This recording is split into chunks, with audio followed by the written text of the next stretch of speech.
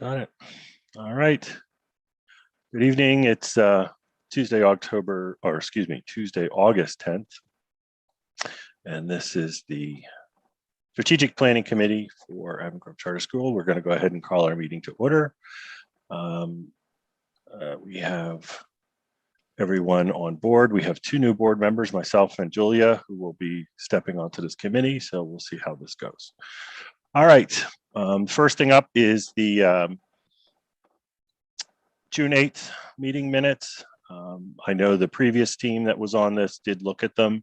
I'll ask everyone on here, did anyone have any questions or comments, revisions, concern about those? None here. No. Okay, great. So we'll go ahead and we'll enter those as accepted. That's perfect. So Brian, I'm going to turn the agenda over to you because you have the full list, and I'll let you go ahead. Sure. So the first agenda item tonight was we had to revisit our emergency instructional time template that was originally approved by the board back in June. When that got submitted to the Department of Education, they kicked it back to us with one revision request.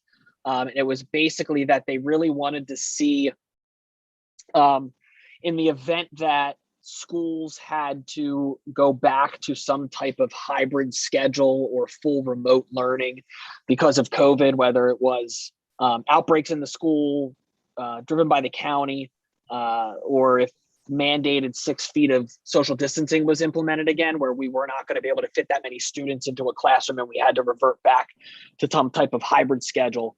They wanted to see what your proposed learning model would look like.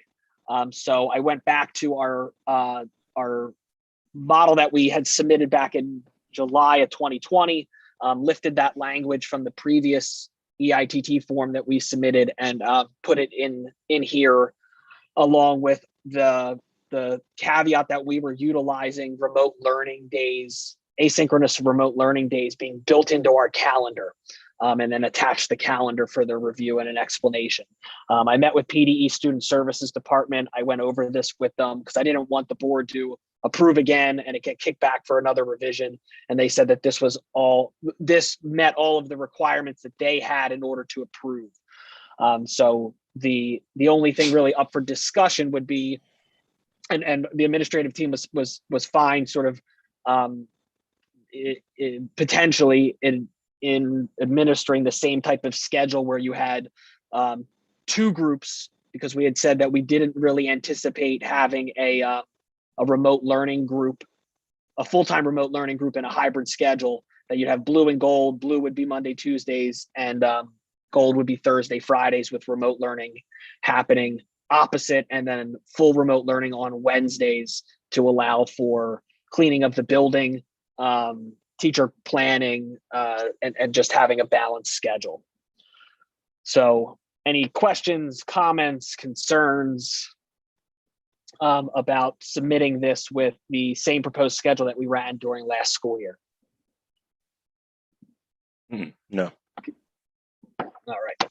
So that will come up for board vote again next week, and then affirmations and signatures, just like we did in June. Okay. Next on the agenda is Ryan's going to give a brief update on her SEL Equity Action Team, which is one of the goals that is going to be entered into our comp plan submission for the state. So I asked her to come and kind of give a brief overview on where they were at with their work and their planning. Just about going to share my screen here. So the Equity Action Team, just a little bit of history, was formed in 1920 school year.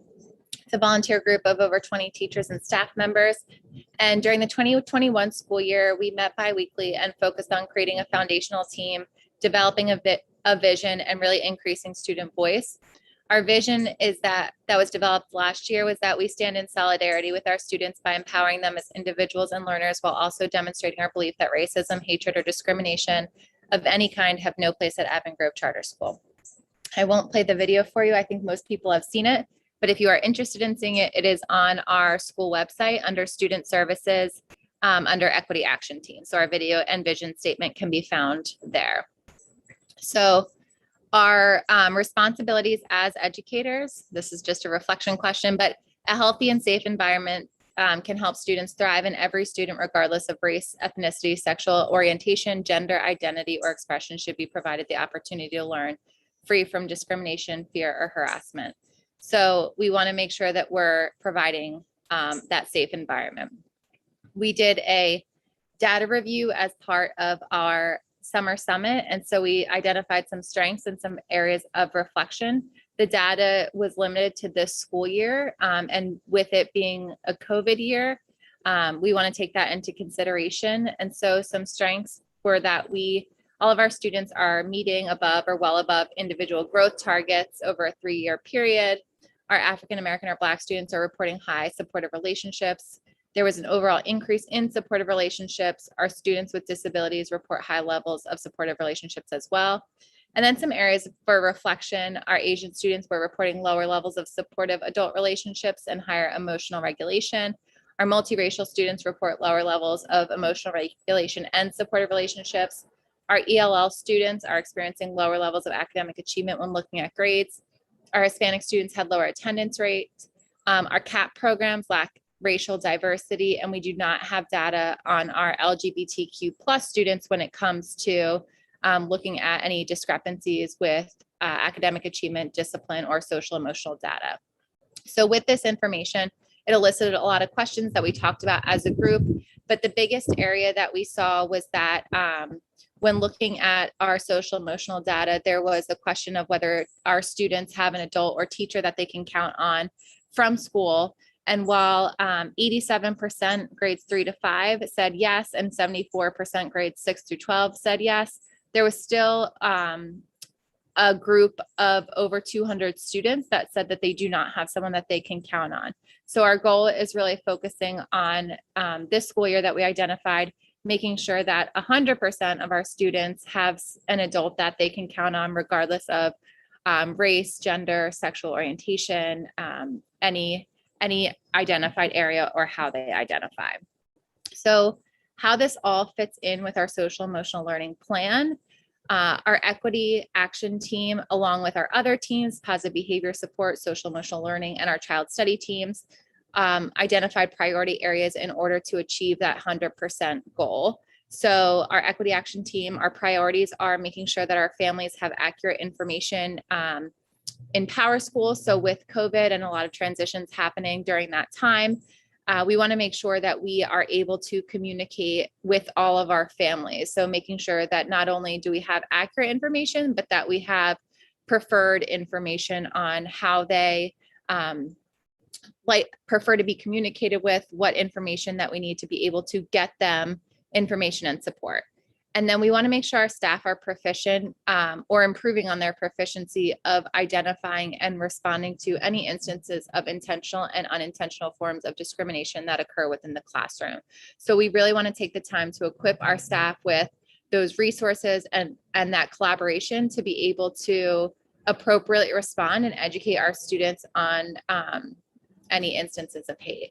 So those are our equity priorities. Our positive behavior support team, we're looking at providing professional development and focusing on increasing positive to corrective ratios.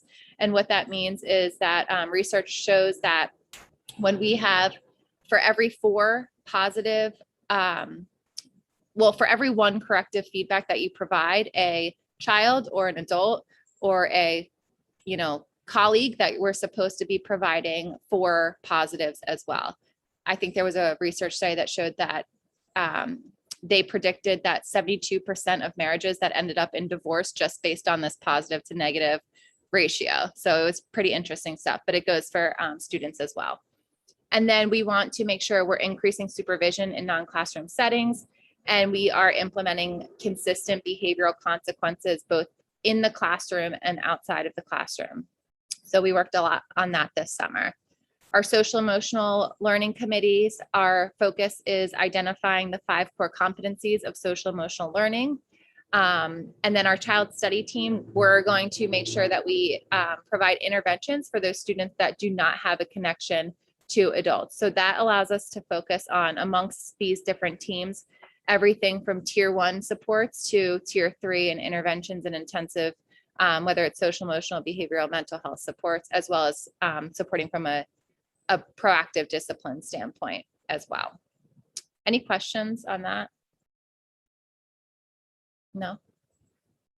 And then just a quick timeline.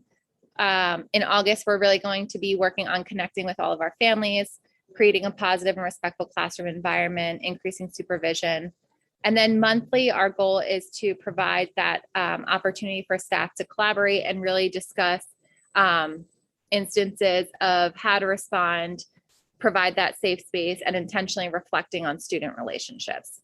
So that is our equity/social emotional goals for the upcoming school year.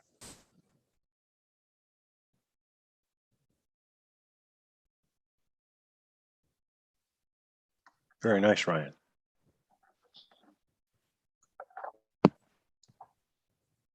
Any questions? I know we have a small group tonight, and Bonnie's a big part of it. I've heard it a couple times. I was just going to say, but Bonnie is a co-leader in all of this. So this plan is very much driven by her efforts as well. So I'd like to appreciate Bonnie.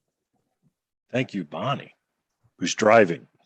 Ryan, Juliet. do you have any data on the 200 students that said they didn't have an adult or a teacher to go to? Do you have any idea what percentage of those students are from minority groups? Yeah, I can break it down and I can share that. Let me see if I can pull it up. I will pull it up while everyone is talking, and I'll ask that Brian just circles back to provide that information. If I can remember correctly, it was pretty even across the board. Okay. However, I know like our Asian students reported less supportive relationships in school, but higher emotional regulation. But I can pull that data while we talk. Thanks. Mm-hmm. Do you want to move on to the next agenda item, then just loop back? Yeah, that'd be great, Brian. Okay. So the next agenda item was another just quick overview on sort of a 50,000 foot view of the tasks that we're going to be going through really over the next 2 years ish, related to evaluating the campus schedule at State Road in tandem with the facilities building project that we're talking about at the same time. So we've talked about this in this committee a couple times. We've actually done the exercise twice since I came to Avon Grove Charter School of looking at our high school schedule, because there's a lot of pain points in our schedule that make some things fairly difficult. An 8-period day with one of the periods being lunch, crossover teachers, our floating science labs are pretty constrictive on our science teachers and our predominantly 9th and 10th grade student schedules. And that's when I say that, I mean when they have biology and then they have like a biology 3rd period and then a 2nd period lab, only one of the 6 days during period 2, and they're forced into a study hall those other periods, and they might not necessarily want that. And it's also constricting on some of our science teacher schedules. And sleep, we've talked about sleep study data of when our school starts. We've talked in these committees about the number of transitions that we have students moving through in a particular school day, that's just inviting opportunities for things that the equity action team are going to have to address in terms of consistent discipline on students roaming, not making it to class. Just the cognitive load that kids have to do with like math sprint for 45 minutes, then an ELA, and then transition to ELA for 45 minutes, and then transition to a special for 45 minutes, and then go to science for 45 minutes. It's just a lot on an adolescent brain to try to like make all of those smooth transitions. And then we've talked about the load of homework in 6 to 7 academic classes in a day, with every teacher's assigning homework in a day. So we kind of, those are a bunch of small problems that are really exacerbated by the way our master schedule works at State Road. So we kind of looked at when we were talking about the modular replacement and the building project coming up to try to revisit this again. And when we've done it the last 2 times, it always came back to we weren't able to really pull it off. 1, because of timing, 2, because of human capital, that we were going to have to hire more staff to kind of make it work. And we weren't necessarily in the financial space to do that at that particular time. And then space constraints, like to do that, you're really going to have to hire 2 or 3 more teachers. And we didn't have the square footage and classroom space to be able to do that. But with the facility expansion project at State Road with the modular replacements, it was kind of a time to revisit that to make it happen at the same time. So while Ryan's social emotional learning, the equity action plan the overview that she shared is going to be one goal in the PDE submitted comp plan. The other goal is going to be related to our master schedule. So this was the original draft that we had been working on. And I guess the goal would be to really pay attention to the key action steps and the descriptions on this one. The first one being that we wanted to try to bring in some facilitated outside help to help us navigate this process, whether it's from an HR evaluation, a financials evaluation, just different schedule models. I have my own bias on what I think would kind of work the best for the school, and the teachers have given a lot of great feedback over the years, but wanted to have somebody come in and be able to sort of facilitate the process to a certain extent, so it didn't seem like a biased exercise just driven by one person's preference. With that, we also wanted to go through sort of an abbreviated sleep study analysis with some focus groups for our parents and our students. A lot of that work has been done for us already because a lot of our surrounding school districts have started to adjust their schedules and have done a lot of the expert speakers who have come in and have provided that type of data or the literature review needed to go through for that. But we wanted to make sure that we met with students and we met with parents regarding sleep study and regarding change of start time as a potential component to a master schedule change.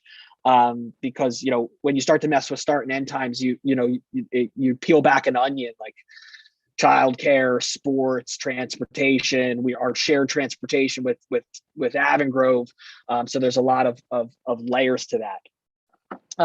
We have on setting up a preliminary meeting with Avongrove School District and their transportation and superintendents, just to make sure that we recognize that relationship that we have with them is a positive one and sort of a symbiotic one, where we're in the same community. We share transfer busing right now, but we don't know, and I don't think they're at the point yet with what their schedule and transportation arrangements are going to look like when their new high school opens up. So we also kind of have that big question mark in the background when we're talking about this. Is they're about to move all of their high school students out of that Fred S. High School campus they have into Sunnyside. I don't know if they're planning any type of start and end time changes and how they're going to facilitate what we currently have as a transfer bus situation there. So we have to have those meetings and start to have those conversations of what does their future look like? What does our potential future look like? And how do we marry those two to be to work together for both us, the district, and the students in Avongrove? Because they're the only one that we have shared, sort of a shared busing arrangement with.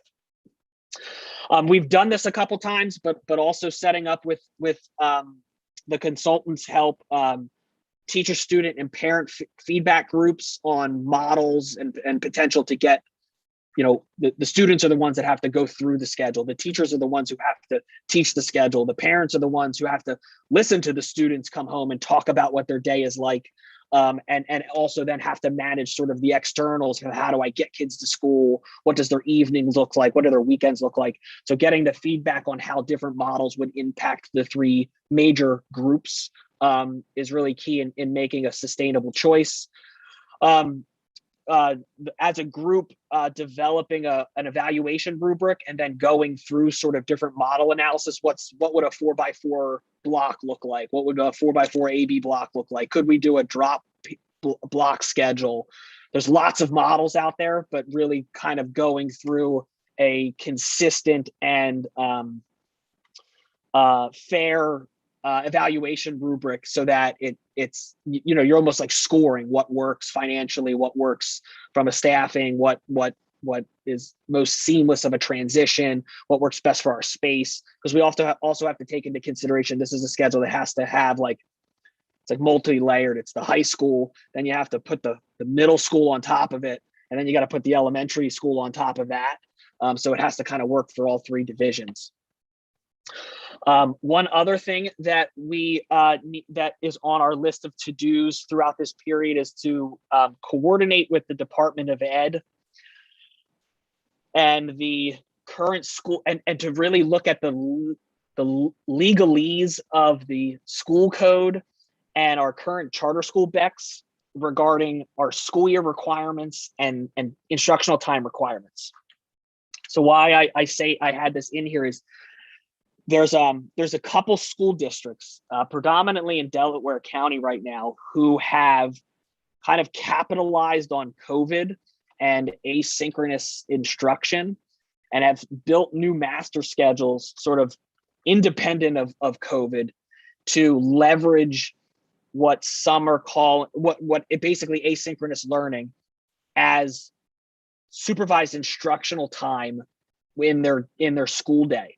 So basically they've shortened their school day and said essentially that homework and structured homework, it has to meet certain requirements, can be counted for core instructional minutes within their school day to meet their hourly requirements. So like for one example, and I'm not going to name the district, but one example, they looked at their sleep study data. They said, we want to start the school day later in our high school, but we don't want to extend the school day longer into the afternoon because we have sports and transportation and all of these other things that impact that.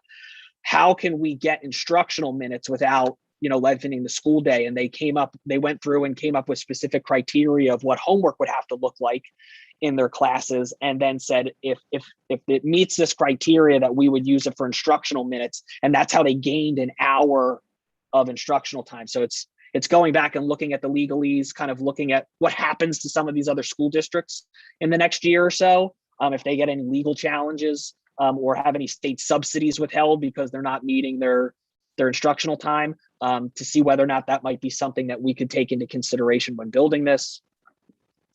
And then it goes on to, once you kind of do a model review, it's really going into budgeting. How many staff do we need? Is that viable for our budget? What's our facilities analysis in terms of the number of classrooms?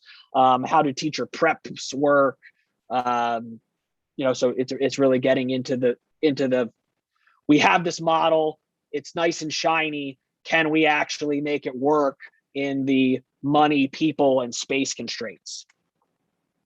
And then it comes with professional development. So, and that's really important, especially if we were to move to any type of longer block for our teachers, of how to transition from teaching in a 45-minute period to an 80 or an 85 or a 90-minute period. And what does that look like? It's not just teach longer. It's how do you teach for mastery? How do you provide opportunities for deeper learning, more collaboration? Because now you have the time in your period to do those types of activities where you may not have had it in the 45. So that's kind of the framework of things that need to occur over the next 2 years-ish for that to be aligned with the building.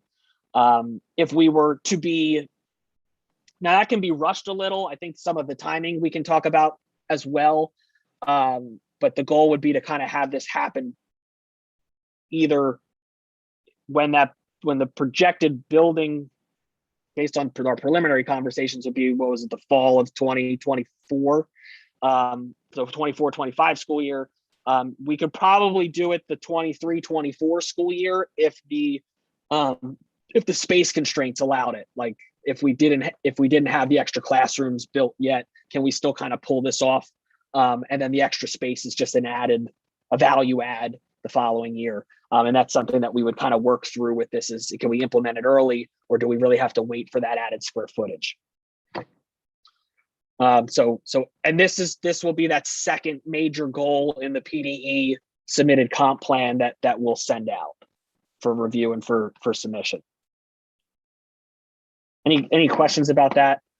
That was a lot. Brian, is this a you spearheaded? Like, are you looking to the committee to help spearhead that with you, or how's that going to work? Yeah, so they're gonna do some Matt Messick and Jerry Ann will be part of it. Just from an administrative, well, really the principals will be part of it as well, because it's going to impact all of them.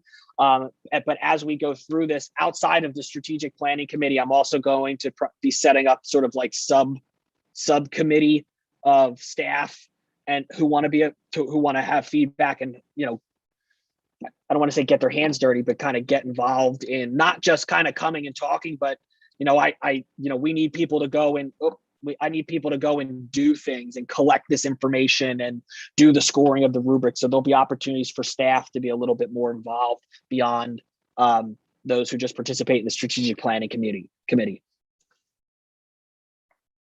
Does that answer your question? Yes, it did. I can't do all this on my own. No, I know. That's why I was like, this is a big mess. So that's a lot of stuff that has to get done. So that's what I was wondering. And I think when looking at it, if we're in the previous times that we did this, we tried to do it in a year, and it was just like way too much. I think saying like over 2 or potentially a third year with implementation gives the time to really do it, as well as see what happens. You know, we're going to have another disrupted school year here. You know, no matter how you want to slice it, this is going to be an odd school year again. So we have some time to let the dust settle as well. All right, I think next was, all right, this I want to go real quickly over, and it's just because I feel like it's important to bring up again going into this school year, because this was approved prior to COVID, and it's going to be something that we're going to utilize this year.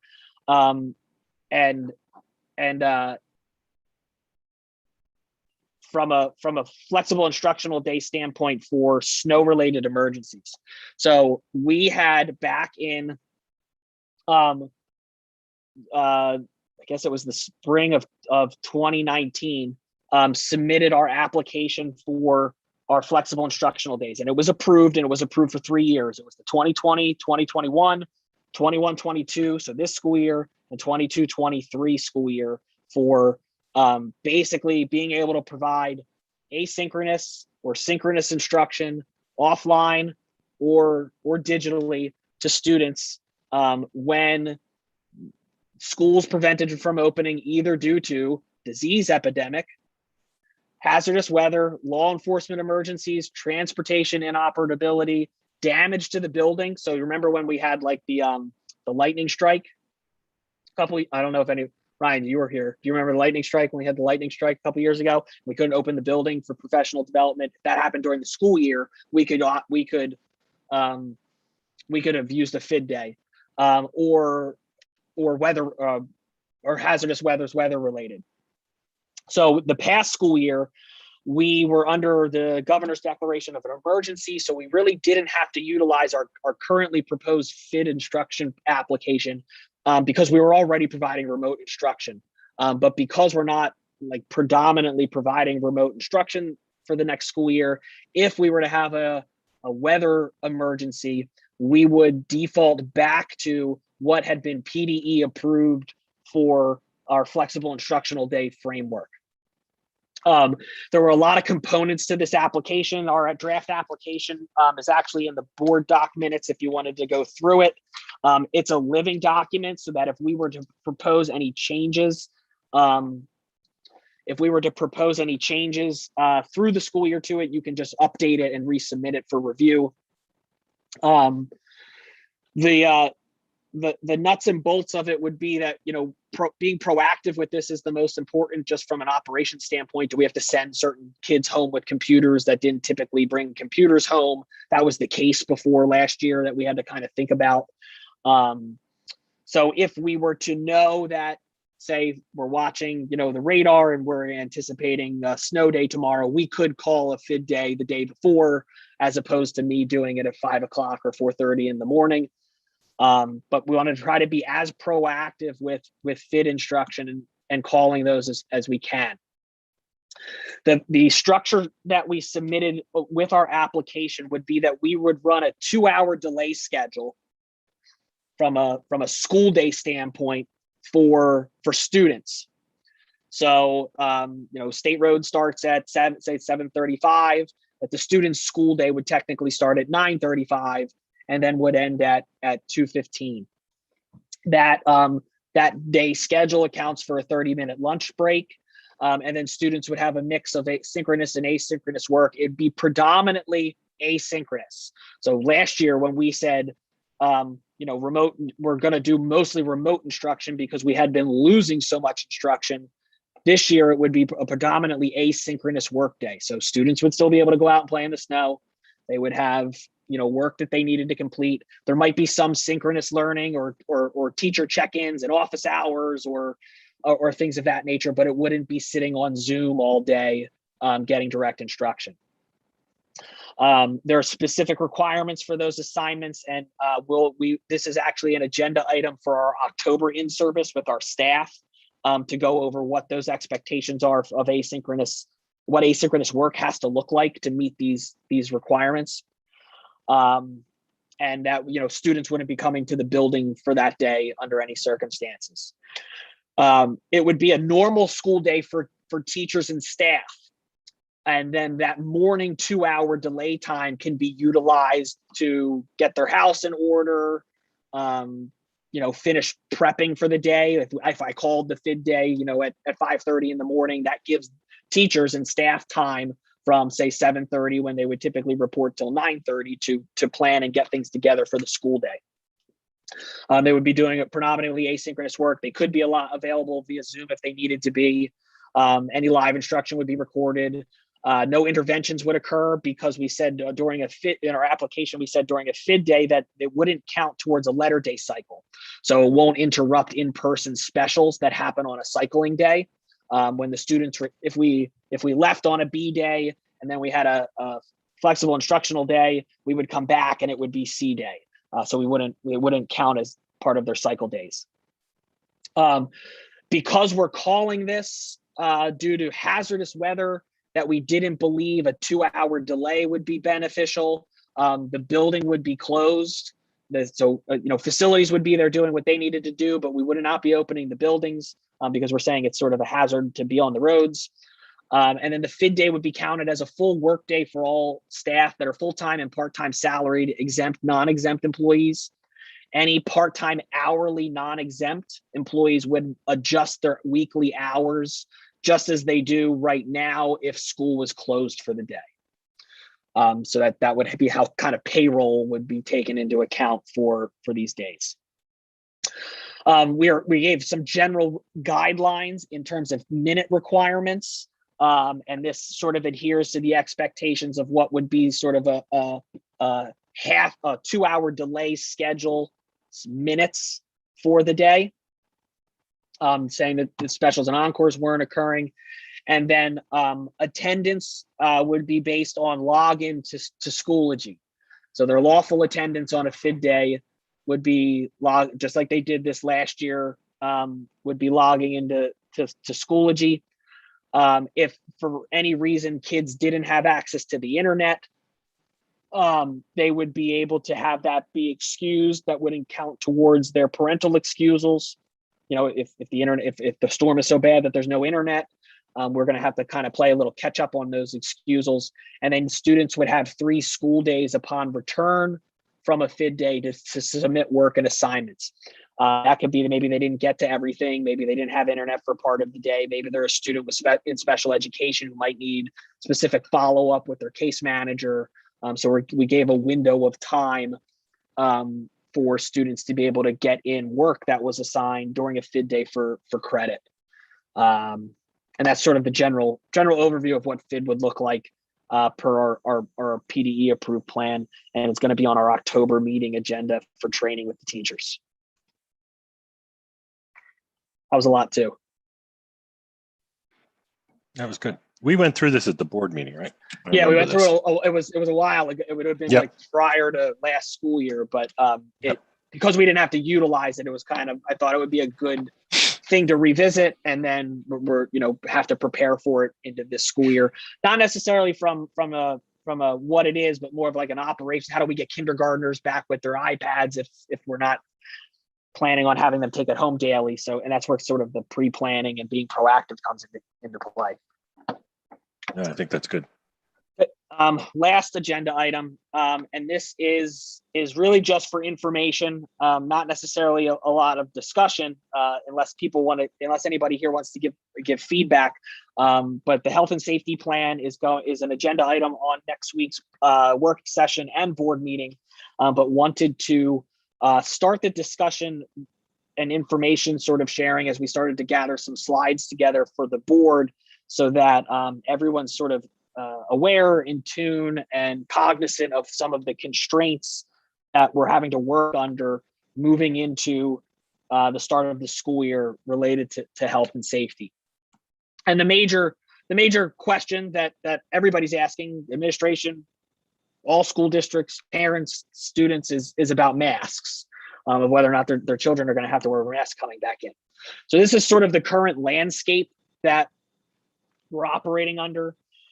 So, at the creation of this document, and I think or these slides, and it's ever changing, right? Every day is different, and we're getting new things. And one day somebody says, they're not going to do something, and the next day they do it, or they change their mind. So it's very fluid. But right now, what we're operating under is that the Department of Ed and the PA Department of Health have said that they are not going to provide separate guidance for their own organizations, and that they're recommending that schools in Pennsylvania follow the CDC recommendations related to school operations. The Chester County Health Department is currently referring back to PDE and PADOH, which is referring back to CDC recommendations. So we're kind of kicking the can a little bit. But I think it's important to note that the CDC is not a governing body, so they can't necessarily make mandates on schools. They can provide recommendations and guidance, but that has to be implemented either at a state governing level or federal, if they wanted to go that high, but a state governance level or a local school board level. So it really kind of becomes a local decision.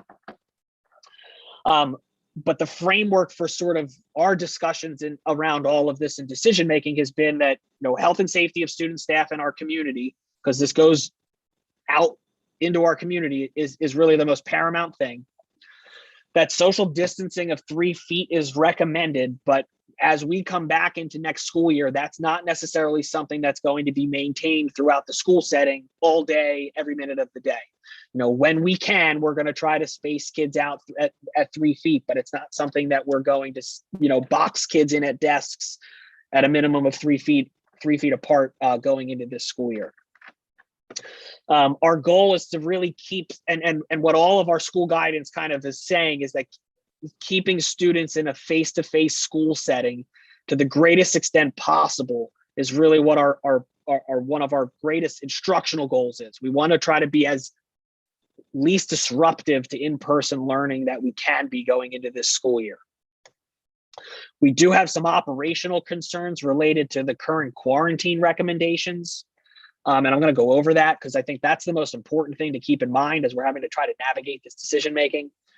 We're constantly looking at the incident and positivity rates within the county, as well as looking down the road at what vaccine availability and eligibility is going to look like moving into the fall and the winter. So this is the important thing I think that the board needs to hear, our staff needs to hear, and our parents need to hear, because this is sort of the operational concern that schools are having to kind of navigate when it comes to the CDC's current quarantine and isolation recommendations, which is what we would see the Chester County Health Department implement if and when we call them about a positive case in the school. So what they've said is that a close contact, just like what we said before, is someone within 6 feet of an infected person for a cumulative of 15 minutes or more over a 24-hour period. So that can be 15 minutes in one sitting, or it could be, I interact with Ryan 3 individual times for 5 minutes for a total of 15 minutes within my school day. Then I would be a close contact. They added an exception that is important. So CDC and the health departments now are saying that in a K-12 indoor classroom setting, that a close contact definition will exclude students who were within 3 to 6 feet of an infected person if both the infected student and the exposed students were all wearing masks. So think of a kindergarten classroom. And the students are all working together. They're at their carpet. They are in their centers. If there is a positive student who were to come into that kindergarten classroom without a mask, all of the other students who in that class who were deemed close contact with, which would probably be the entire class because they're moving about, they do small group centers, they're on the carpet, they're close with one another. Whether those students are masked or not masked, all of them would be close contacts and needing to go back in quarantine. So that's sort of one of the concerns from a keeping kids in school standpoint of sort of this mask debate. It's not necessarily about, I think that's an important thing to keep in mind when we're trying to keep kids in school is the potential frequency in which we would, and it works the other way. So say a student came into the classroom with their mask and was positive. All of the unmasked students in that classroom would have to quarantine. But if the positive person has a mask and other students in the classroom have a mask, then the masked students would not have to go home and quarantine. Does that all make sense?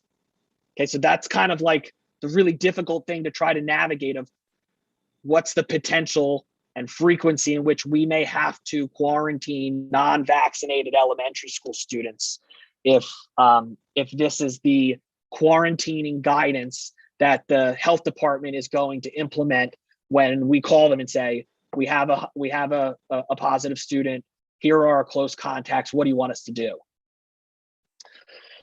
It's a little bit different for vaccinated. So once you get into our middle school and high school students, it gets a little different where if in that setting you're vaccinated, you would not have to quarantine, but you would have to get tested after 3 to 5 days. You would have to come to school for the following 14 days with a mask or until your test results show that you're negative. And if it's positive, then you would have to go into the normal isolation requirements, which is a 10-day isolation after your positive test. So the same mask, that same exception related to mask wearing exists in middle and high school, but there's a little bit of an out if you're vaccinated or if you've been previously diagnosed with COVID within the last 3 months.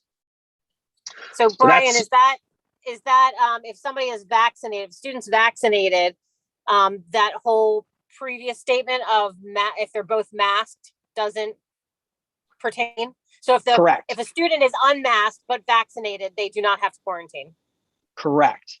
Okay. They would have to get tested after 3 to 5 days, come to school with a mask for 14 or until they show a negative test, and then isolate. That's correct. So it's a little bit different for the secondary students who have the potential to be vaccinated. Does that all kind of make sense? There's a lot of scenarios to kind of go through, but that's sort of the quarantining guidance that we're being given and that we're being told the health department is going to follow.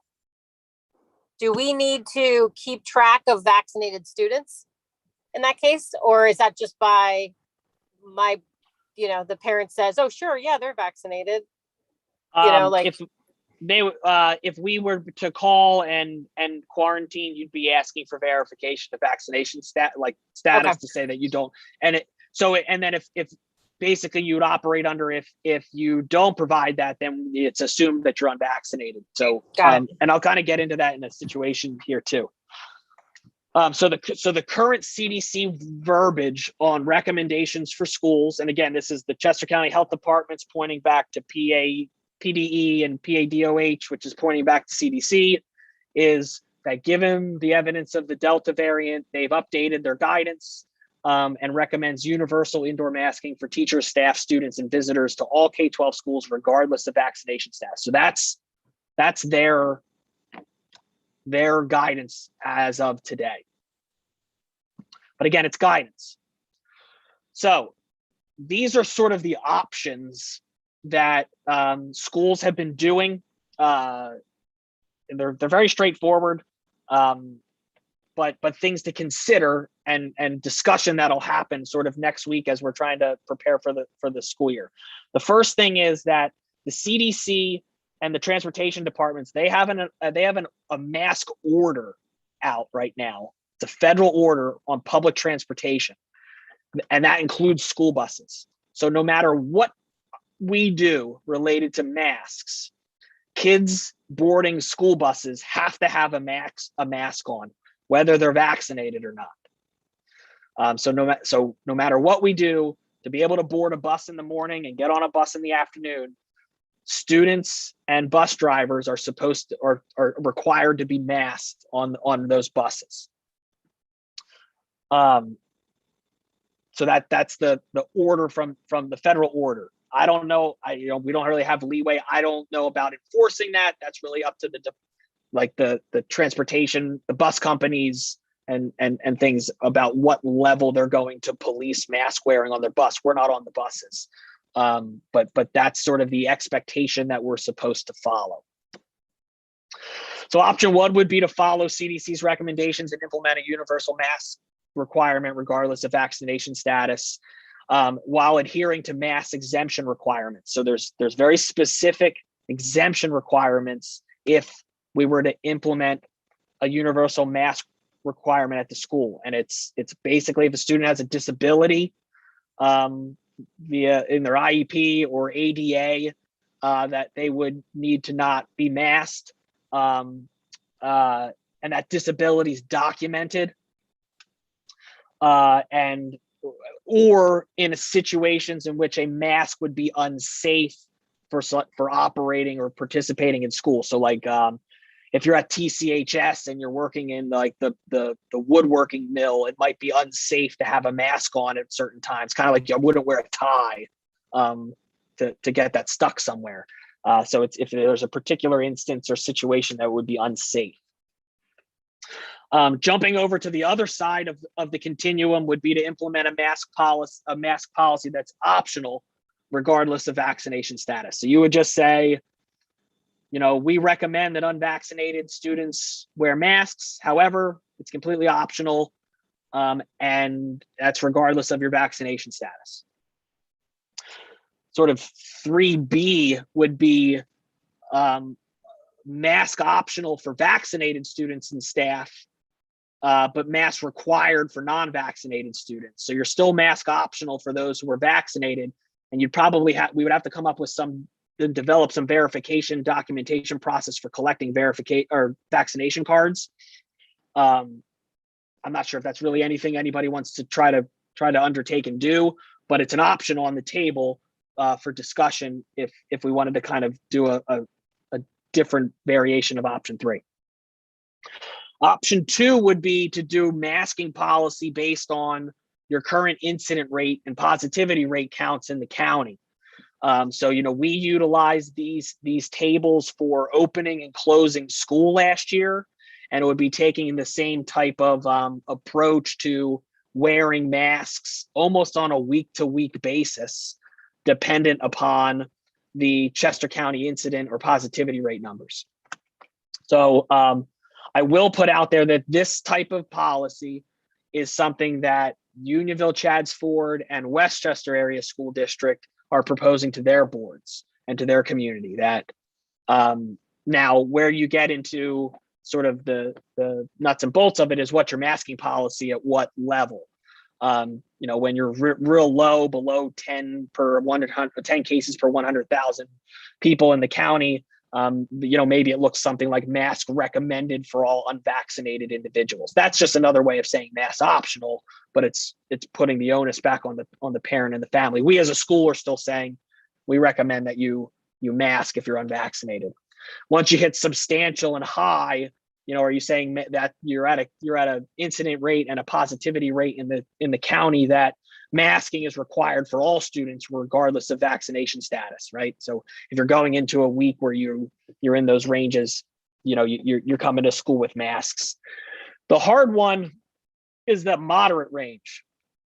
What would you want to do in moderate? Would you want to implement something that is, you could do it a million different ways, right? You could say that that's still not something that we're comfortable with, and that's masking required for all.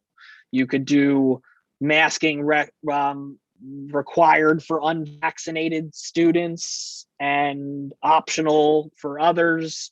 You could do optional for everybody. So it's like that moderate band is where 10 is different than 49 and 5 is much different than 8%. That's kind of like that's a tough band to work with.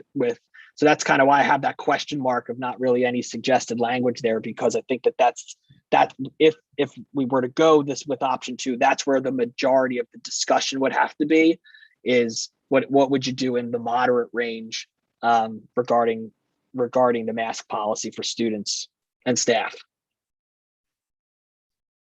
And that's sort of the end of sort of just this informational side that we're continuing to work on this for next week, but wanted to kind of introduce it here, begin that conversation, take any feedback that teachers who are here, if parents who had been part of the committee came, anybody that we could record into the minutes and then relay to the work session next week. I kind of feel like anything other than option 1 is just really annoying. Like going week to week is that the communication through that is horrible. Like I just can't imagine doing all that communication. And then the tracking, that 3B also sounds terrible. And is there any sort of like HIPAA violation or something with the teachers knowing who's vaccinated and who's not? And who's going to police that? It just seems like a whole lot. So unless you're going to do 3A, I don't know. Personally, the only way that we can stay in school is to do 1, is my personal opinion. But okay. I totally. Yeah, I mean, with the communications, we did do those Friday communications last year. So I mean, with the 12 o'clock data dump from the PADOH and Chester County Health Department updates theirs around 4 or 5 o'clock. We have some time to get that and send out a message of, hey, next week this is where we're at. You're relying on Friday numbers from Chester County.